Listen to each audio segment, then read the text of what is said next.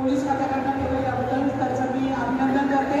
कारण आपल्या भागामध्ये मुस्लिम समाज मोठ्या प्रमाणात राहतो आणि त्यांचं रमजानची तयारी करणं हे आपलं कर्तव्य आहे. लोकप्रतिनिधी म्हणून माझ्याबरोबर प्रफुल्लपणे रईसबाई आहे, अजित फिरोज आहे, हसीना मॅम आहे, आम्ही सर्वच कार्यकर्ते आम्ही या रमजानमध्ये पूर्व तयारी करत असतो. पाण्याचा प्रश्न असेल, कचऱ्याचा प्रश्न असेल, झाडं कटिंग असेल, मराठ्या पावसामध्ये सगळे रस्ते नीट झालेले आहेत. ही कामं तर आम्ही करतोच, पण ट्रॅफिकचा विषय हा पूर्णपणे तुमच्या अखत्यारीत असतो. तुमची सुरक्षा ही पूर्णपणे तुमच्या अखत्यारीत असते आणि मला खूप अभिमान वाटतो की गांधी साहेबांचा एकदाच अजितदादांच्या हस्ते सत्कार झाला कोंढव्याच्या पोलीस नियंत्रणासाठी. त्याबद्दल त्यांचा आभार मानते, अभिनंदन करते. आम्ही मध्यंतरी मनोज पाटील साहेबांबरोबर मीटिंग सुद्धा ठेवली होती. कोंढव्याचा ट्रॅफिकचा विषय अतिशय गंभीर होत चालला आहे.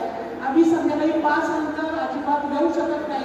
संध्याकाळी लोक घरी येत असताना 3-3 तास आमचे ट्रॅफिकमध्ये अडकतात. तर ट्रॅफिकसाठी तुम्ही खरंच काहीतरी करावं.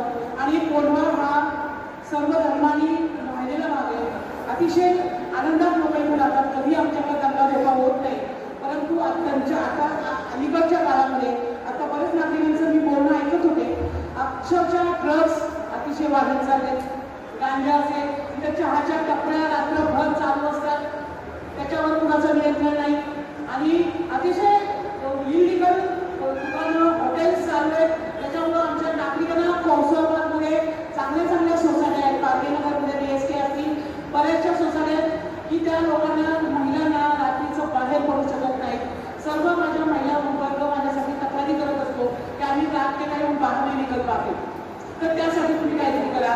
ते इलिगल हॉटेल्स जे रात्रभर उभी असतात त्याच्यावर नियंत्रण आणणं फार गरजेचं आहे. आता कोणीतरी सांगितलं की कोणतरी शेतीमाला पुढे जातो म्हणून पोलिसांची गाडी येते. म्हणजे हे याचा अर्थ काय होतो हे तुम्ही सगळ्यांनी समजून घ्यावं. म्हणजे याच्यामध्ये बदनामी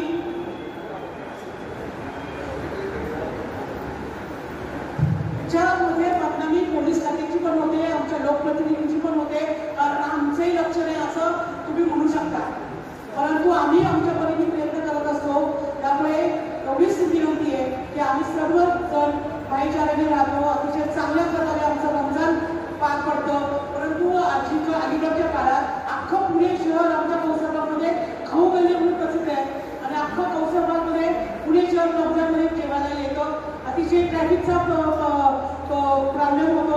लोकांना अतिशय कचऱ्याचा प्रॉब्लेम होतो. म्हणून रात्रभर आमची कौशलबाग जागा असतं. सगळ्या लोकांना घाणीचं साम्राज्य पसरलेलं असतं. कितीही काम करा तरी सुद्धा आम्हाला साफसफाईला आम्हाला खूप मर्यादा येतात. त्यामुळे सर्वांना